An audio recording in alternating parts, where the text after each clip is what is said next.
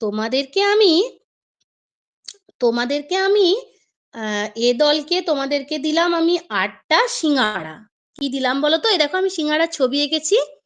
8টা সিঙ্গাড়া দিলাম। আর বি দলকে দিলাম আমি 24টা রসগোল্লা। ঠিক আছে? এরপরে আজ আমরা যেটা বের করব, চলো এই 8টা সিঙ্গাড়া প্রথমে আমরা বের করব কতজনের মধ্যে আমরা ভাগ করে দিতে পারবো। বুঝতে পেরেছো? এই 8টা সিঙ্গাড়াকে আমরা কত জনের মধ্যে ভাগ করে দিতে পারবো। হ্যাঁ, আমরা এই 8-এর উৎপাদক বা গুণনীয়ক বের করব। ঠিক বলেছো, এর আগের দিনও আমরা এরকম করে শিখেছিলাম, তাই তো? তাহলে চলো প্রথমে আমরা 8টা সিঙ্গাড়া কি করব, 8 জনকে আমরা সর্বোচ্চ দিয়ে দিতে পারবো। পারবো তো 8টা সিঙ্গাড়া 8 জনকে? চলো আমরা ছোট থেকে শুরু করি। প্রথমে আমরা একজনকে দেব। একজনকে যদি আমরা 8টা সিঙ্গাড়া দিই, কতগুলো করে দিতে হবে? হ্যাঁ, একদম ঠিক বলেছো, 8টাই তাকে আমরা দিয়ে দেবো। বাহ! এরপরে চলো 2 নিই। দুজনকে যদি আমরা 8টা সিঙ্গাড়া দিই, চলো আমরা প্লেটে দুজনের দুজনের একটা প্লেট সাজাই, কেমন? একেও আমরা দিলাম, একেও দিলাম। কটা করে দিলাম বলো তো? দেখো আমি এখানে ছবি এঁকেছি। হ্যাঁ, 4টে করে দিলাম। একে 4টে দিলাম, ওকে 4টে দিলাম। তাহলে 2 লিখে ফেললাম, তাই তো? তার মানে দুজন দিয়ে ভাগ করা যাচ্ছে। মানে দুজনকে আমরা 8টা সিঙ্গাড়া দুজনের মধ্যে ভাগ করে দিতে পারছি। এরপরে তুমি লক্ষ্য করো, 3 জন, আমি 3 জনকে নিলাম। এই 3 জনের মধ্যে আমি 8টা সিঙ্গাড়া, চলো তো একবার ভাগ করে দেখি ভাগ করা যাচ্ছে নাকি। আমাদেরকে কিন্তু না ভেঙে ভাগ করতে হবে, কেমন? হ্যাঁ, ভগ্নাংশের মতো কিন্তু আমরা ভাঙা অংশ করে ভাগ করব না, গোটা গোটা দিতে হবে সকলকে। প্রথমে একে 3টে দিলাম। প্রথমে দুটো দুটো করে দিই, চলো। 3টে প্লেটে দুটো দুটো করে সাজালাম, দেখো 6টা হয়েছে। আমার কাছে আর কটা সিঙ্গাড়া পড়ে রইলো? হ্যাঁ, আমার কাছে আর 2টো সিঙ্গাড়া পড়ে রইলো। ঠিক বলেছো, এই দুটো কি 3টে প্লেটে সাজানো যাবে? যাবে না। তার মানে আমরা 3 জনের মধ্যে কিন্তু 8টা সিঙ্গাড়া ভাগ করে দিতে পারছি না, তাই তো? চলো এরপর আমরা 4 নিই। 4 জনের মধ্যে আমরা 8টা সিঙ্গাড়া ভাগ করি।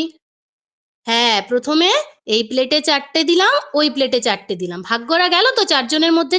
হ্যাঁ, না, প্রথমে আমরা দুটো করে দেবো, একটা করে দেবো, চলো তো। 1 2 3 4, 4টে দিয়ে দিলাম। দেখো আমাদের কাছে কিন্তু আরো 4টা সিঙ্গাড়া আছে, আরো একটা করে দিয়ে দিই।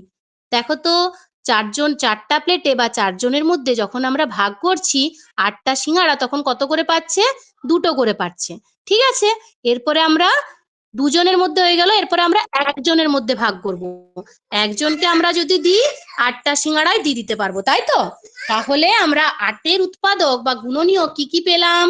1 পেলাম, 2 পেলাম, হ্যাঁ 4 পেলাম, আর 8 পেলাম। বাহ, এগুলো তাহলে কি হলো বলো তো? 8-এর উৎপাদক বা গুণনীয়ক, একদম ঠিক বলেছো।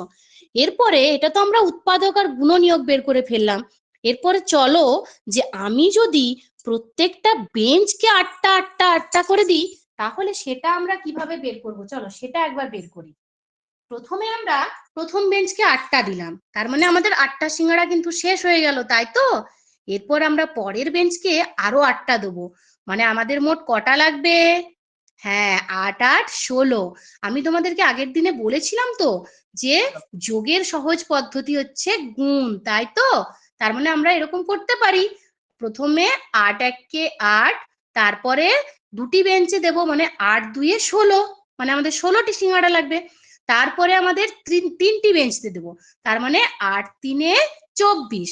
এইভাবে আমরা যেগুলো বের করছি গুণ করে করে, সেগুলোকে বলা হচ্ছে কিন্তু গুণিতক। কি বলা হচ্ছে বলো তো? গুণিতক। হ্যাঁ, নামতা, ঠিক বলেছো। 8-এর ঘরের নামতা গুলোই হচ্ছে 8-এর ঘরের গুণিতক। তাহলে আজ আমরা কি শিখলাম বলো তো?